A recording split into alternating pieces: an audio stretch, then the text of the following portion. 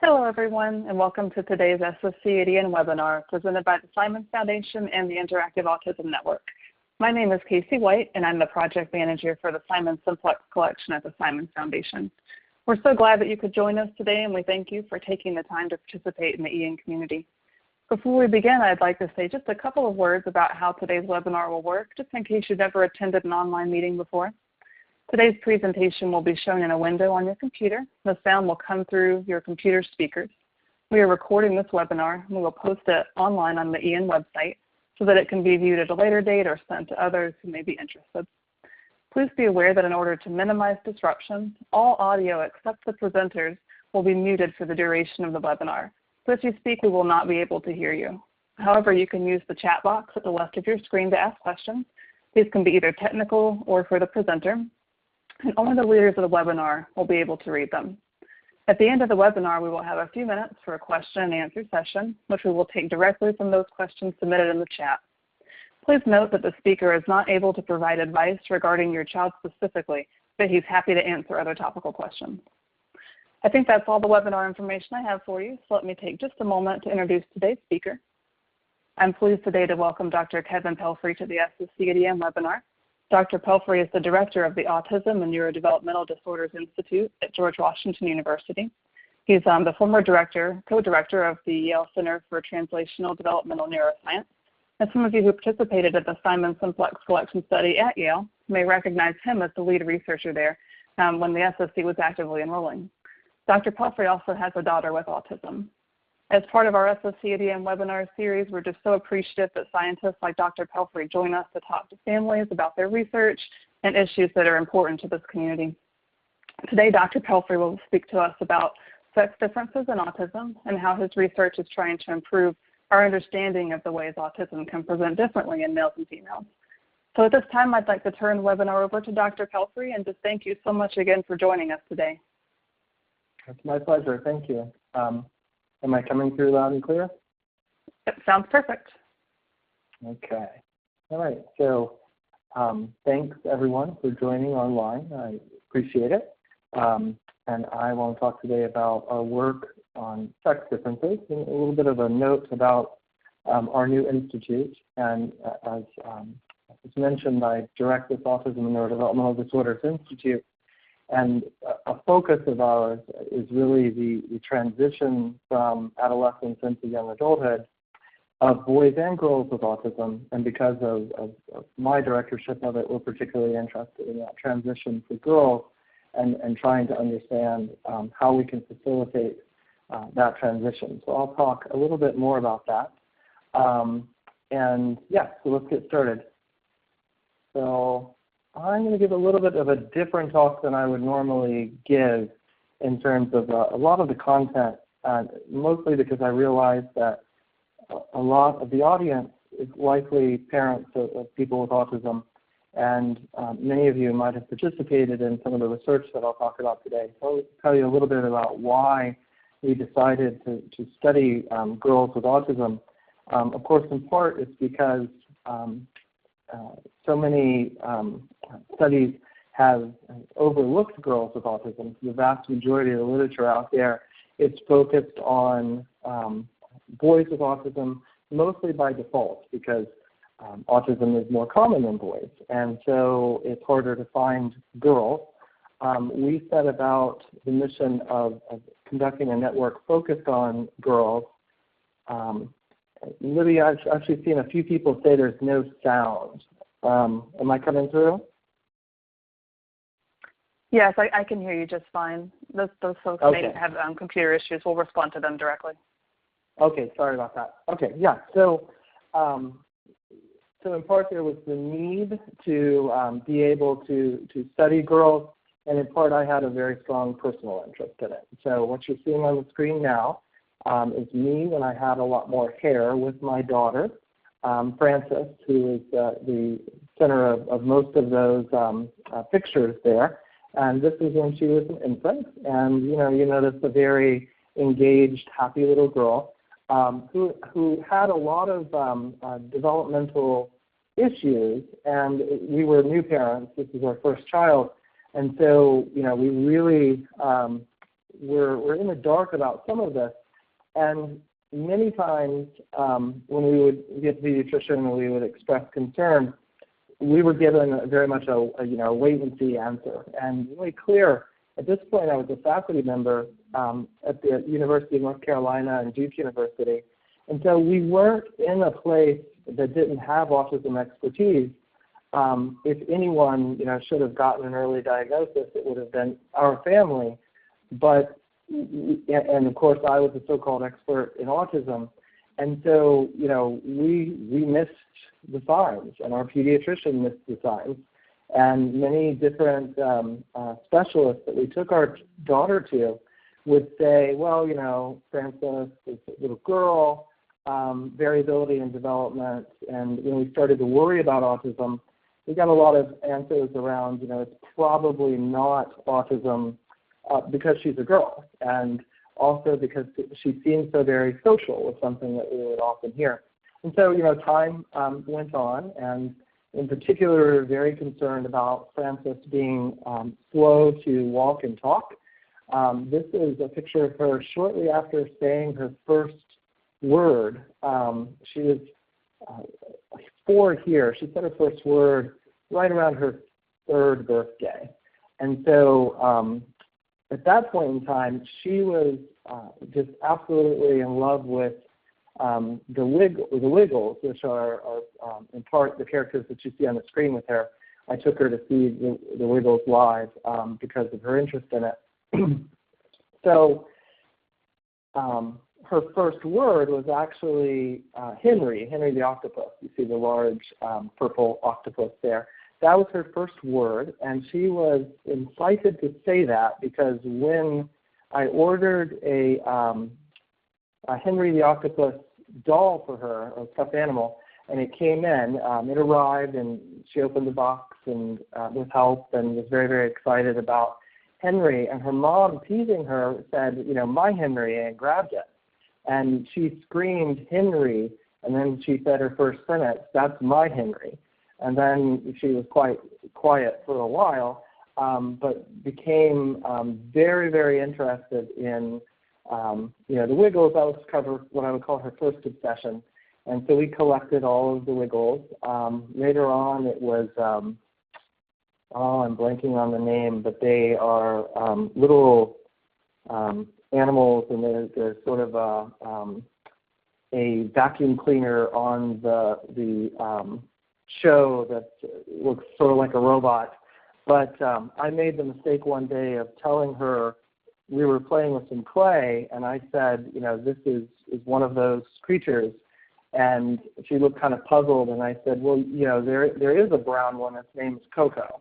And so she started begging for Coco, the creature, and in fact there was no brown one. So I had to go find a yellow one and dye it brown. I didn't realize that the clothing dye would stain my hands for quite a while until it kind of scraped off over time. And so, yo gabba gabba, that's it. Thank you, Shannon.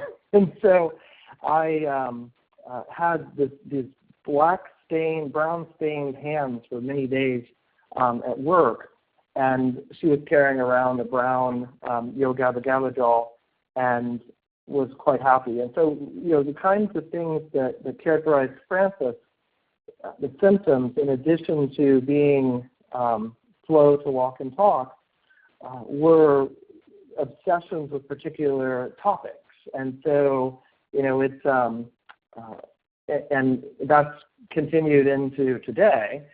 So I thought I knew a lot about autism, but nothing really prepared me for Frances being a teenager now, and what she's particularly interested in is various young men on Disney Channel television shows. And, for example, Zac Efron is a major favorite, and so she's collecting pictures of these guys and posting them all over her walls. And so, it's a difference in degree, right? So many teenage girls are doing the same thing, but they're not talking with their fathers about it endlessly and encouraging or demanding that their fathers print out pictures of young male Disney characters at work. And so, it gets awkward at times. There's nothing prepared me for the type of honesty that I get from my daughter with autism, that reflecting back and talking with my wife Annie and other girls in my life, they would say, well, that's not something we would ever talk to our fathers about. And so in a way, it's a benefit of the autism, because there doesn't seem to be any topic that she's uncomfortable talking to me about. And that's not a testimony to my parenting skills, but rather a testimony to her autism. And so there are things to appreciate about her autism that make her a uniquely honest little girl, and therefore a very interesting person to be the parent of.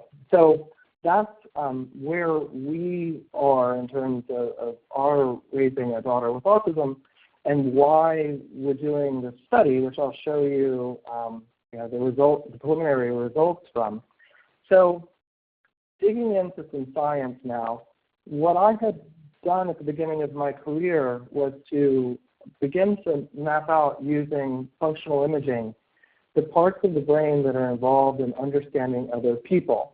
And I mean understanding other people from the perspective of everything but language. So I wasn't interested in language. What I was interested in is the type of social understanding that you do when you're watching somebody else move about the world, when you're paying attention to what they're looking at, how they're acting upon objects in the environment, and what types of characteristics they're showing, their facial expressions, the way they're walking, and all that tells you about their underlying intentions and social meaning and emotions. And that allows you to do a lot of prediction about what other people are going to do. So this interest was there long before I had an interest in autism. And the studies that we did early on mapped out what has come to be called the social brain. And so I'm showing you, a slide now that's really a summary of 4 or 5 years of that work, where we're able to map out parts of the brain. Let's see. Yeah, hopefully you're seeing a green arrow. So for example, the superior temporal sulcus region, which we were able to show was involved in processing biological versus non-biological motion. And that's a big word for essentially actions of a person versus actions of an object. So the type of understanding that you do when you're watching a person versus the type of physics understanding that you need when you're watching something that's not alive and moving about with intention. And it might seem kind of esoteric that this was the sort of state of the art of the neuroscience, was to map out what different parts of the brain did. And it was new in the sense that we knew the neural systems for processing language, for reasoning about math, for example. And what this work was contributing was really an understanding of how people understand other people, and that fascinated me. This is an example that I'll use throughout. Now you're seeing a bar graph, which is showing you brain responses from the superior temporal sulcus region. You can think of it as being in the right side of your brain, just above your ear, right above the back of your earlobe. That's the part of your brain that's involved in processing other people's eye movements, their posture while they're walking, their emotional facial expressions, and helping you piece together what they're thinking and feeling so that you can begin to predict what they're going to do. And if you think about it, that's a pretty powerful brain system, because it allows you, without ever hearing a word that the person is speaking, to predict what they're going to do. And imagine if you had a deficit in this region, how hard it would be to predict what other people are going to do. And what I'm implying is that there are other brain systems that handle physical objects. So for example, a grandfather clock or the disjointed parts of a robot, as compared to the human walking, for example, and a robot walking, these biological motions. And I'm telling you that there are two separate brain systems that handle these different sources of information in the world. And I hope it interests you that these are present from the moment you're born. And they're highly conserved in evolution. So many species of animals have this system. And what we began to understand was that the system is actually disrupted in autism. And so, how do we know that? Well, we figured out ways to get children with autism into the scanner. And so I was a neuroscientist who understood how to use magnetic resonance imaging to study the brain. Many of you have probably had an MRI. Some of you might have had an MRI of your head or any part of your body that might be injured that you're trying to understand the injury. Well, we're using magnetic resonance imaging, which is this non-invasive imaging method that's really the gold standard of neuroscience. It's the imaging technique that all others are judged by. And it gives you very precise spatial detail as well as ongoing functional activity of the brain, so you can really understand systems. Its downside is that it's very loud, and it's hard to get a child to be still enough to be able to get a good picture of their brain, because essentially what you're doing is taking a picture of the brain, like this one here of Mr. Monkey's brain. And so we need to teach the children with autism in particular, who might find this very challenging, how to be still in the magnet. And we're able to do that now even with quite cognitively challenged children. And so I used to say that we could only do this with cognitively able children with autism, but we're actually publishing data now from very, very affected children with autism who have intellectual problems as well. And so that's opening up a whole new world, but that's the subject for a different talk. So we develop different techniques where we practice MRI scans, and we do social stories, and we do lots of rewards, and we have the child put Mr. Monkey through the fake MRI, and this gives us the opportunity to get even very young children with autism into the magnet. So doing that, and now putting that together with our understanding of biological versus non-biological motion, in this first study that we did, we were struck by the results in the sense that we were able to figure out 3 different types of brain regions. And so this will get a little dense, but hang with me. I promise I can really break it down. So what you're looking at, so you're looking at a brain, hopefully a green cursor moving around, green arrow. Looking at the brain from the side of the right hemisphere, as though we're sort of slicing through the brain electronically. And we're able to see, hopefully you're seeing in red, brain areas that are showing a pattern where people with autism are showing less activation and less connectivity when they're watching biological motion as compared to 2 other groups of people. One is typically developing age and cognitively matched peers, people that they aren't related to. And then the other group, and this is where the Simon Simplex collection came in, is the unaffected siblings. So many of you were probably, parents were probably involved in the Simon Simplex collection. The point of that study was to identify people who were the only member of their family with autism or developmental disability. And then we wanted families where there was a sibling who was clearly unaffected, right? And so literally we gave them the multi-million-dollar workup to make sure that they didn't have subtle aspects of autism. Why did we do that?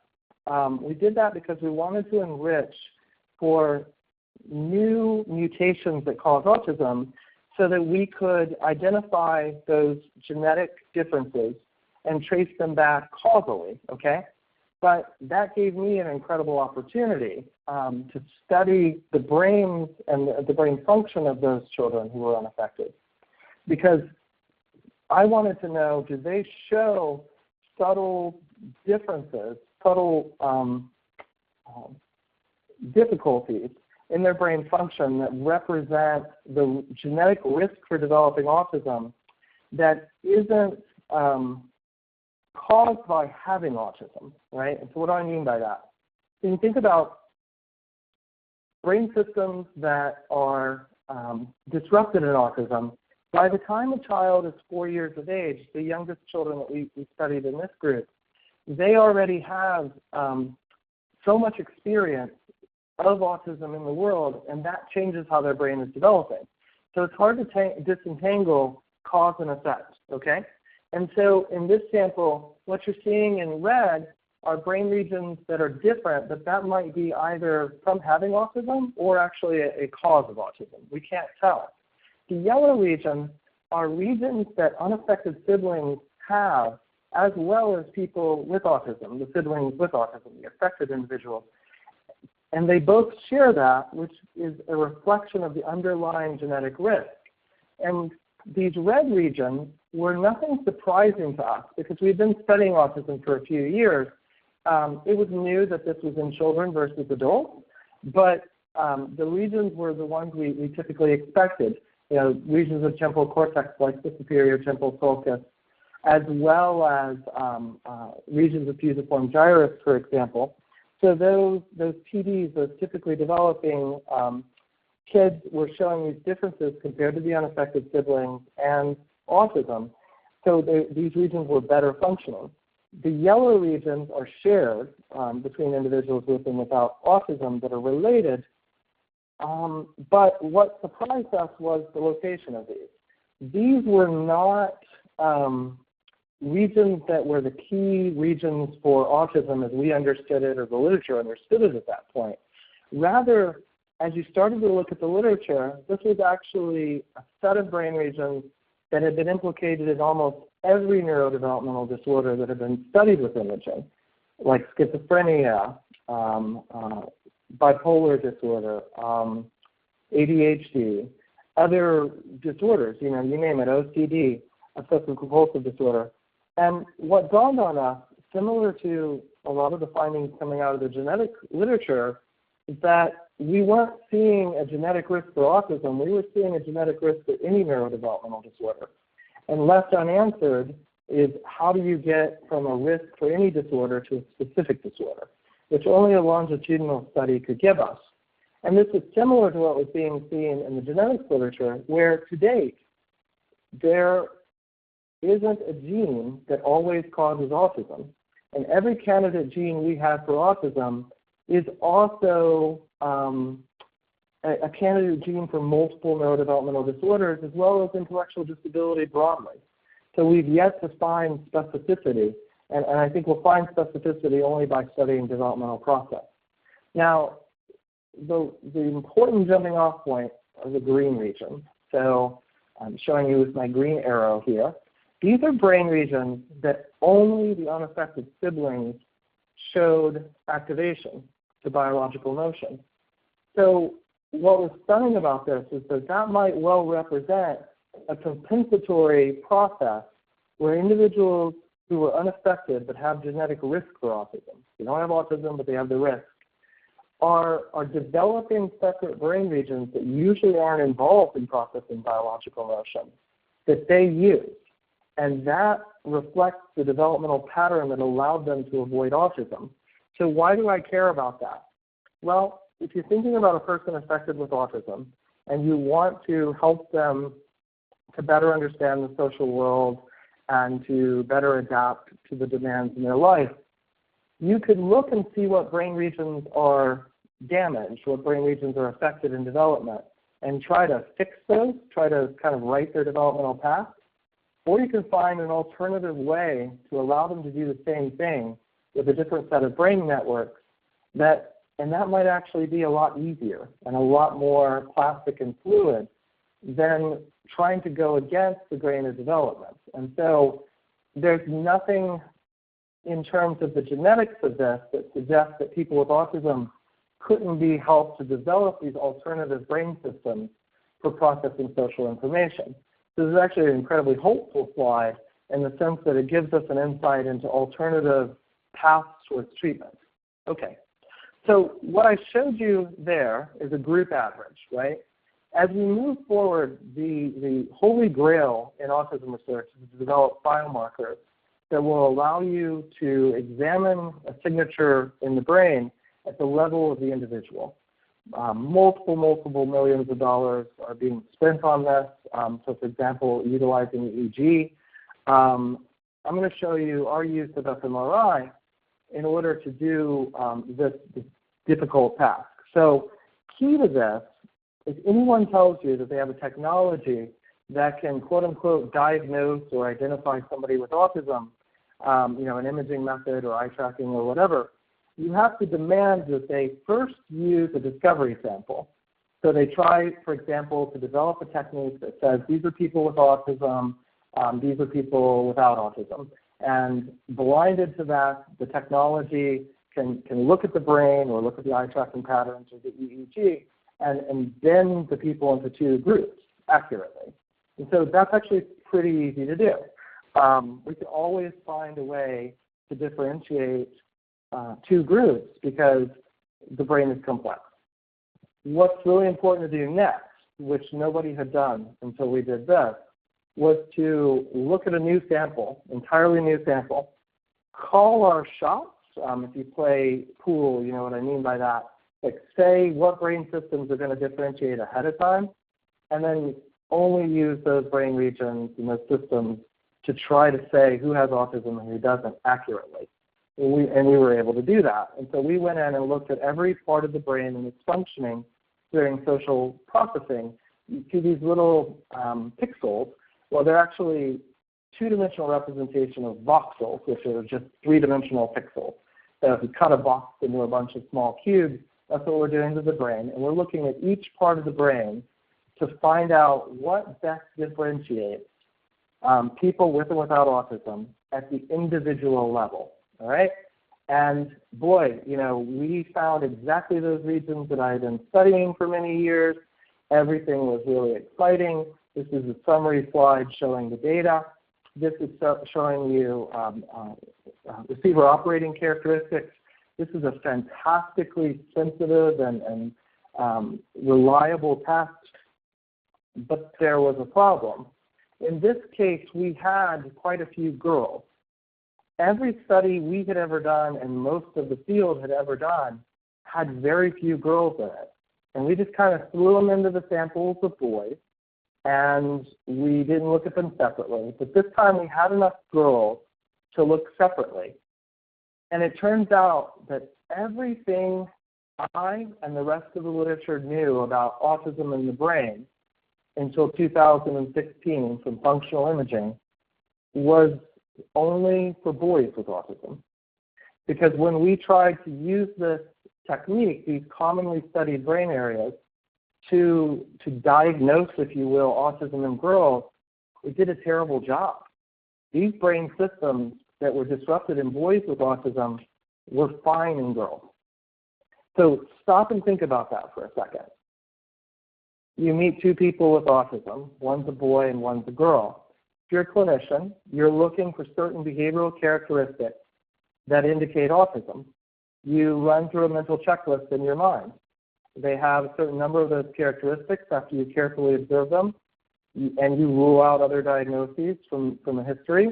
You say, autism. What I'm telling you is that behavioral observation underlying it are entirely different neural systems supporting the behavioral disruptions. I've had said to me, well, what does it matter? In terms of treatment, you're treating the same dysfunction. I would say to you, okay, give me, my father was a mechanic. Give my father two cars. Neither of them run. Do you want him to open the hood and look at what might be caused by the engine, or do you want him to apply, a technique that will fix any car that's just not running? Well, that technique would be maybe towing it down the street. But it's not going to fix the underlying problem, and it's not going to be terribly effective in terms of doing precision medicine. So that's why I say this was incredibly important for us to understand, because it might be that everything we thought we knew really was specific to boys. And we're doing a great job of characterizing the neurocircuitry that's disrupted in boys. Our whole field should be proud of that.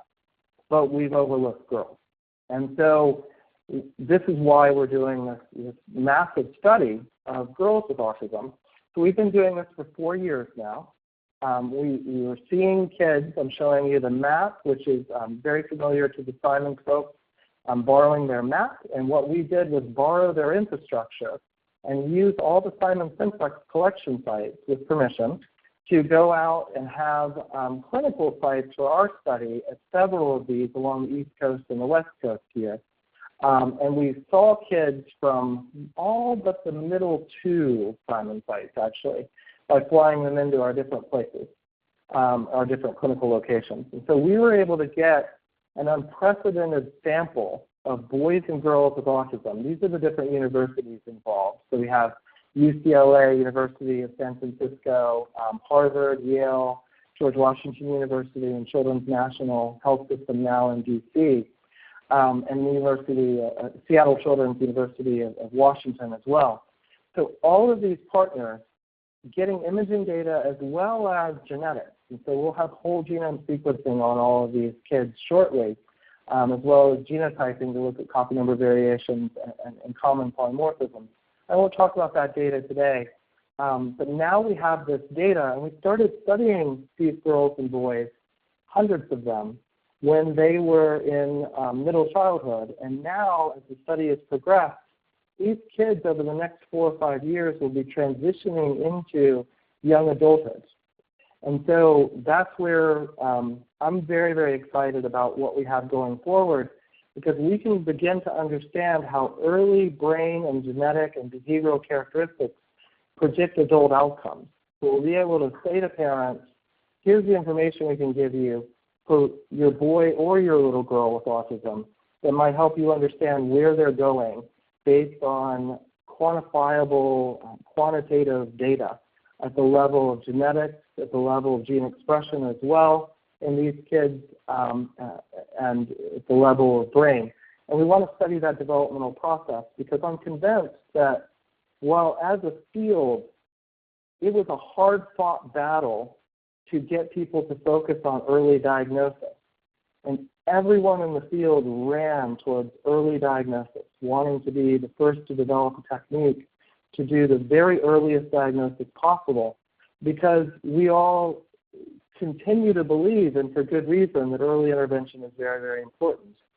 But from everything we know from neuroscience, not only is early intervention important, but the period of adolescence and the transition into young adulthood, the newest neuroscience research is saying that that's an extraordinary time of risk and resilience.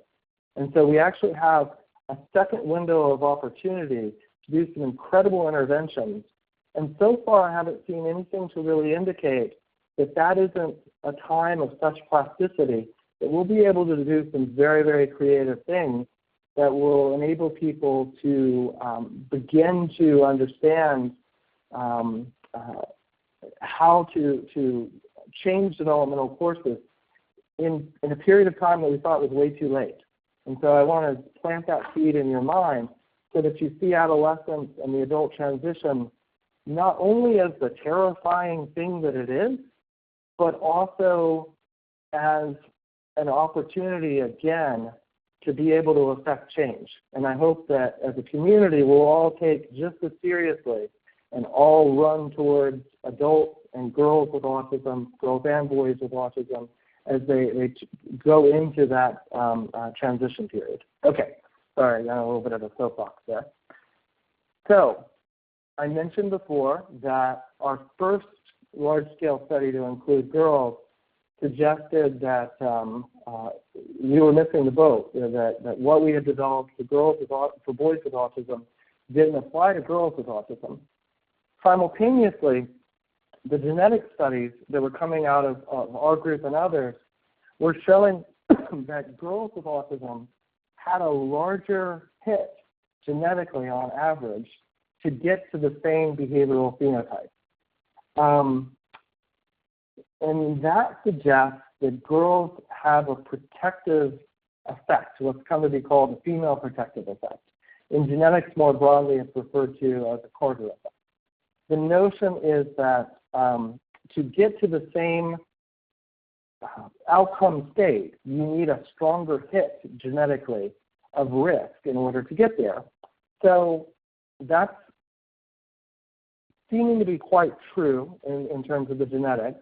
Well, what is there in terms of imaging evidence for it? And we have imaging evidence for this as well. So what I'm showing you is that girls with autism compared to boys with autism have this additional hit to the brain, but they have intact many of the regions that are there, that are affected in boys with autism are not affected in the girls, and that's what this figure is showing here. What this is showing is that unaffected siblings, female unaffected siblings, which might be the most interesting group in the world to study in terms of beginning to understand autism, seem to have a network of brain regions that is compensatory and it's there as though it's protecting them from developing autism. And so we're really excited about this because there's two things I want to understand about it. One is, how did it get there? And the other is, what's the cost to it? Because in evolution and in individual development, there's never you never get a free lunch. There's never a benefit without some potential cost down the road. Are these girls, because they've developed this early, very robust social system, are they the girls that are at increased risk for anorexia, for anxiety, for depression, especially as they transition through adolescence and into young adulthood? So we're following them very, very carefully because I think they're going to be incredibly revealing, both in terms of telling us how to understand autism, but also telling us how to understand linkages between autism and other neurodevelopmental and neuropsychiatric disorders, especially those that on average affect females more than males. Because any difference in development will have both pros and cons. And so I leave you with that. And then, so far I've been showing you this sort of biological motion, social perception task that I've been obsessed with since I was, 25 or 24 and got my PhD. I've been working on this, 20 years now. And I'm clearly, obsessed. And so there's the argument that, well, as Maslow said, if all you have is a hammer, everything looks like a nail. Well, what if we take a step back and simply allow the brain at rest to tell us what its organization is like? And so this has become, in the field, a very popular method called resting state functional magnetic resonance imaging. And so in this, instead of giving the subject a task, the person with autism is sitting in the magnet and they're simply allowing their mind to drift, and you're examining their resting state networks, right? And then my colleague Jack Van Horn makes these amazing figures that show all of the different patterns of connectivity within an individual's brain. And we did that for each subject of their resting state data. And then we looked at what was different between girls with autism versus girls without autism. And that's pink here. Sorry for being stereotypical. And then we have blue to represent boys with autism versus typically developing boys. So where are the differences in connectivity?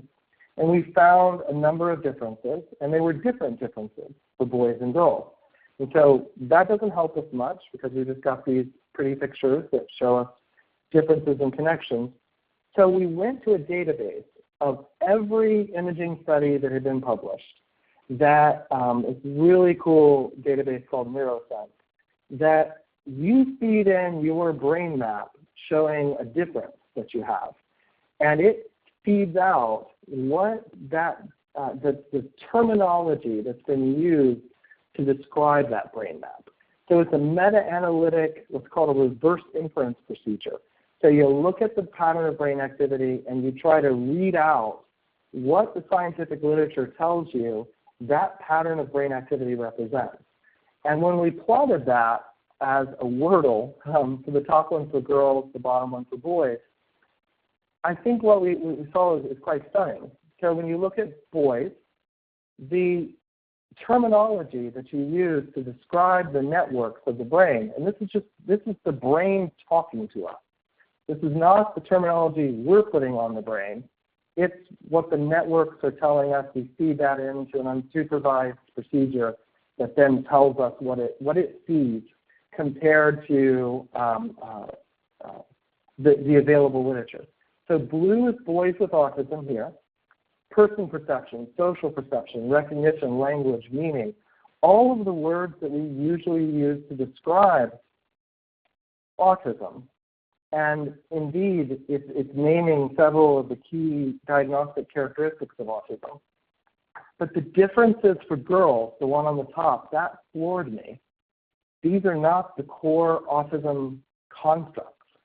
But when we're studying girls who have received the diagnosis of autism, what the brain is telling us is that the networks that we ought to be paying attention to are the ones that are involved in emotion regulation, anxiety, attention.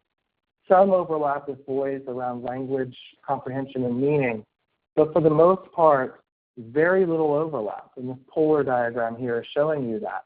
This is the overlap. This is the unique aspects that are affected in boys, unique aspects affected in girls. And emotion regulation is coming out as the #1 issue for these girls. It's buried down here for boys, but it's here for girls. And I'm here to tell you, as a father of a girl with autism, yeah, that's exactly right. That's Francis's #1 problem. And it's the #1 problem for her family to deal with. I'm not saying that's not a problem for boys with autism. I'm saying that the neural systems are telling us that the underlying mechanisms supporting autistic behavior are multi-determined, and they can be determined by different brain systems for boys versus girls. And if we can understand that sex difference, we can understand what people talk about in terms of this phrase. If you've met one person with autism, you've met one person with autism. Now we're beginning to understand that if you've met one boy with autism, you've only met one boy with autism. You haven't just met one person with autism. So sex is at least one of the most important individual differences that we need to consider. So now, I'm going to use the last bit of my time talking to tell you about precision medicine. So this is a buzz phrase. And now that we begin to understand sex differences in autism, it gives us a leg up on understanding how to get precise in our interventions, meaning getting the right intervention to the right person at the right time. I saw this in a review article in Nature. It floored me. I literally I was in an airplane, I fell out of my seat. These are all blockbuster drugs, Abilify, Nexium, Humira, Crestor. These are true success stories in the pharmaceutical industry. These are the things that build buildings, okay? This is the best of what we've produced. This is the number of people in red that you have to give it to before you get one person for whom it works. All of these are FDA-approved medications for specific indications. This is the number of people you have to give it to before it works.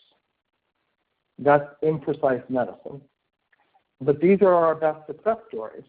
And if I could represent this for people with autism in terms of, for example, behavioral interventions, it would be even worse.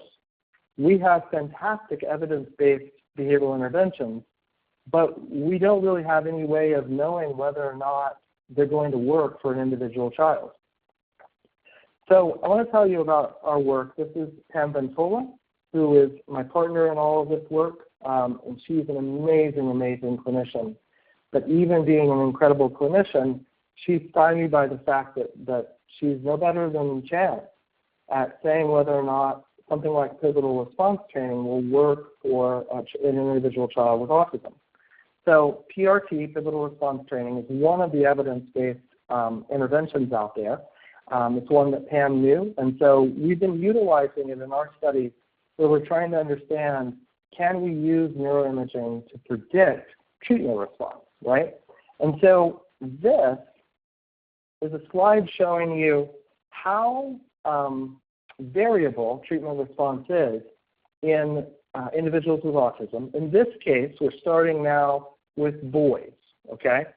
So boys with autism, very variable in terms of their response to pivotal response training. These are the individual scores from pre to post, beginning of treatment, 16 weeks past of treatment, post-evaluation. On the social responsiveness scale, total raw score, which is our primary behavioral outcome. Unsurprisingly, on average, this is the average, we have a good effect. You know, it works. We already knew that. Pivotal response training is an evidence-based measurement. But for some people got worse, some got a lot better, most got just a little bit better. Actually, that's the opposite.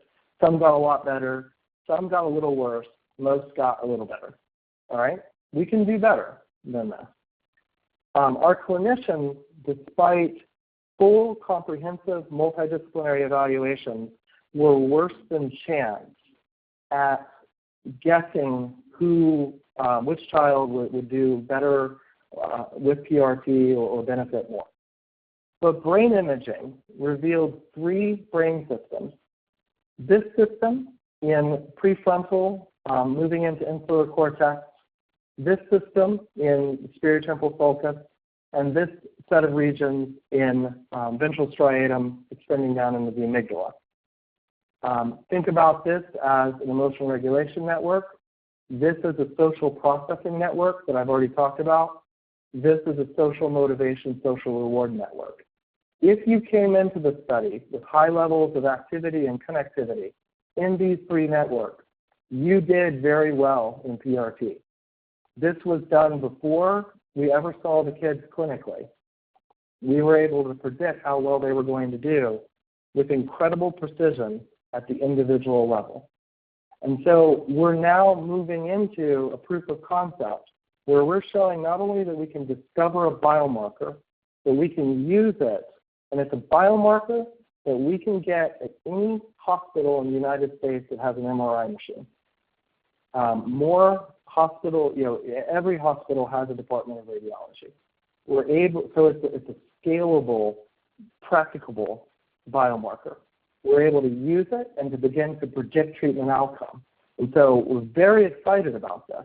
But what I'm really excited about, right, so what if we do an MRI and we say, well, sorry, your child isn't a good candidate for PRT. If we stop there, at best we're going to save people potentially from going through an expensive and time-wasting procedure. But we want to do better than that, right? So if we know, because we've used an imaging technique that gives us incredible spatial resolution, what brain targets are important for the behavioral intervention, well, what if we can change the brain targets? What if we can give, for example, something like intranasal oxytocin to those kids? And that, we know from our other studies, activates the very same brain regions that are responsible for success in the pivotal response training. So I think we're entering a world where we could begin to predict which kids will benefit from a treatment. And for those where we think they're going to be a non-responder, we could randomly assign them to something like oxytocin versus placebo to see if those kids who are thought to be predicted to be non-responders benefit from having oxytocin, okay? So using this oxytocin approach, and then in our work where we've shown that we target those same neural systems, can we actually prime the systems that are involved? And so I'm very excited about where we're sort of going with this. Now, unfortunately, the last 2 studies I've shown you are very specific to boys, and I hope that you'll kind of follow our work, because what we're doing now, we believe that we've nailed down now the right biomarkers for girls. And so we can begin to do this same approach, but have it be sex specific, and therefore really benefit the entire population of individuals with autism. Because again, we don't want to do something that's just going to work for only the boys. Okay, so I want to stop there and acknowledge, the wonderful contributions of the families, which most of my audience here today, and thank the different funding agencies that supported this work. And I can take some questions. All right. Thank you so much, Dr. Pelphrey, for that talk. Really interesting information. I have two questions that are just sort of quick. I think you can answer really quickly, and then we'll move into the research-heavy questions. One is we have some parents who are interested in having their girls with autism participate in research, and wondered if you had any recommendations or if your clinic has any way for people to indicate their interest. Yep. So for now, if you email me, my email is here at the bottom of the slide that's currently up. If you email me, I will correlate those, and I will figure out, you can tell me where you are, and whatever else you feel comfortable telling me.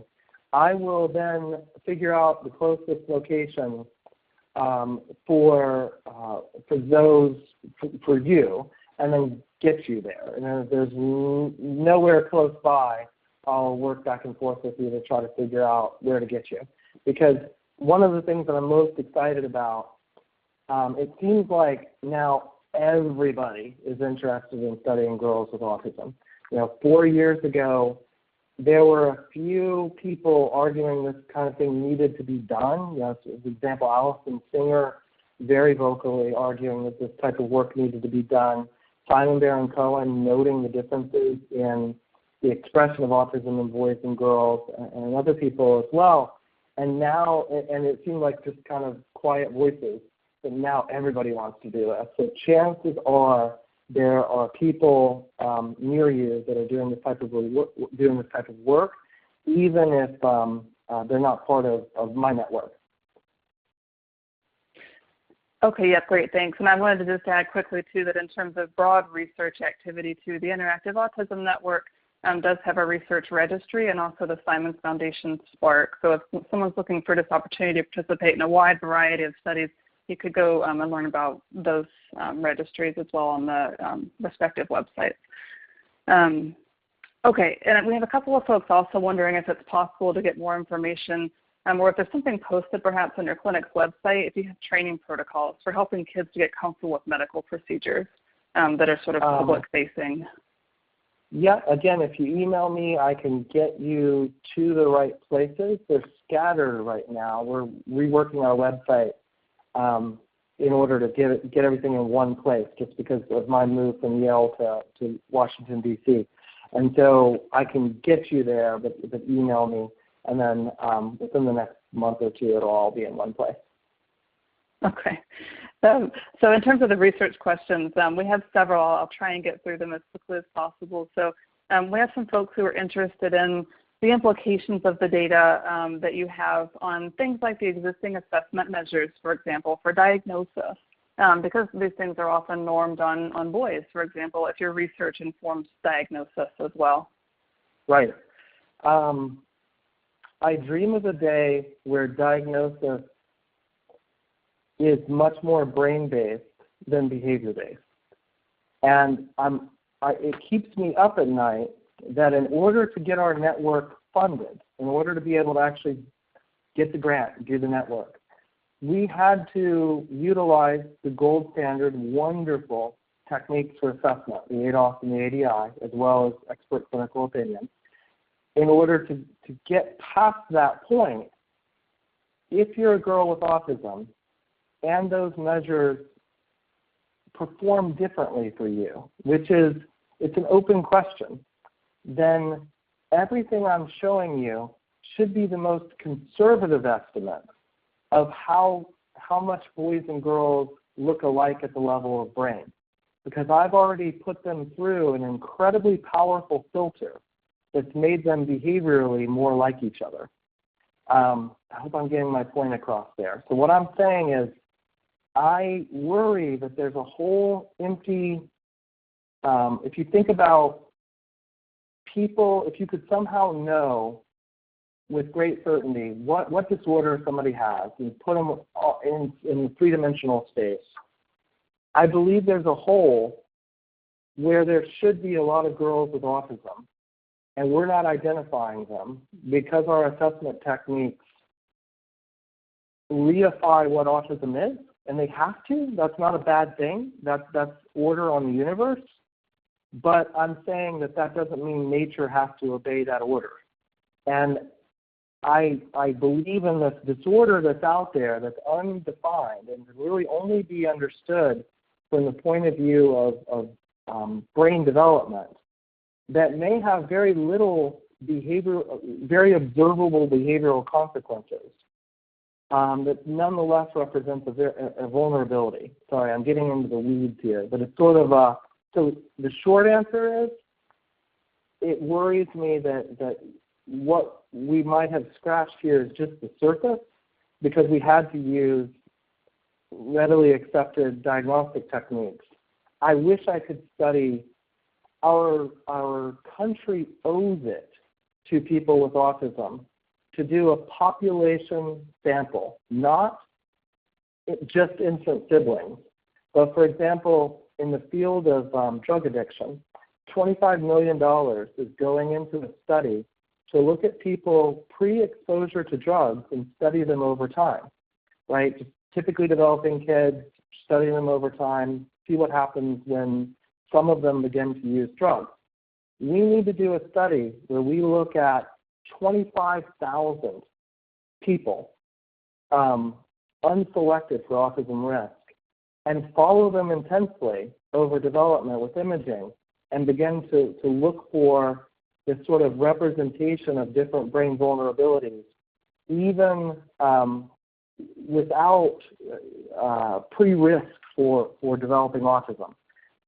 That's a very doable study if we had the kind of will to do it and the resources to do it. And if we can afford to do it in other disorders, other social disorders, then why not in autism? Okay, great. Long-winded answer for a short question.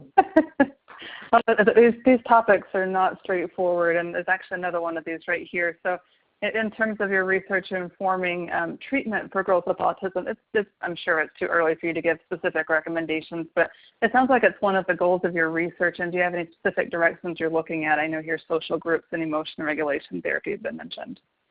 Yep. Yeah. So, for example, one thing that we're pursuing now with Dennis Godowski, we're doing a study of cognitive behavioral therapy for aggression across disorders, aggression and irritability. And that's not an autism-specific study, but now we're thinking, okay, we think that a lot of the underlying social difficulties, not underlying, actually, very, very clear social difficulties in our girls are being fed not by deficits in social brain regions, but by differences in emotional regulation circuits. So you wouldn't apply necessarily pivotal response training to try to fix emotional regulation circuits. You maybe if you language circuits, more basic social areas. But now we're thinking with what we know about girls, will that type of therapy, while treating emotional regulation problems, actually have fantastic social effects and alter these differences at that level as well? So we're trying to use our brain data to begin to understand underlying targets that might have far-reaching effects beyond just what those brain regions are thought to be involved in.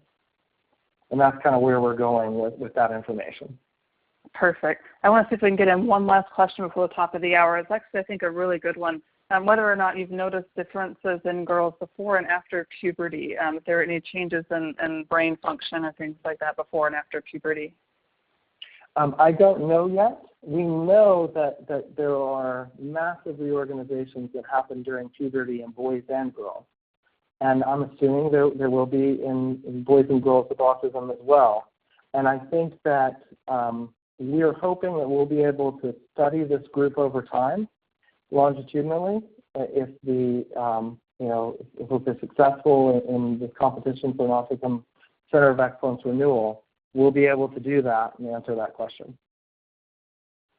Thanks so much. And I know there are other questions we didn't get to. We will look through these with the EN team and see if there are potential topics for future articles and things. We appreciate all of the questions that have come in. Everyone's time, and especially you, Dr. Pelphrey, taking the time to come and talk to us today. We will post this webinar on the Interactive Autism Network's website. It'll probably take about a week, and then you'll see it appear there. And so thank you once again, Dr. Pelphrey, for your time with us, and for everyone else for attending today. Hope you all have a great day. My pleasure. Thank you.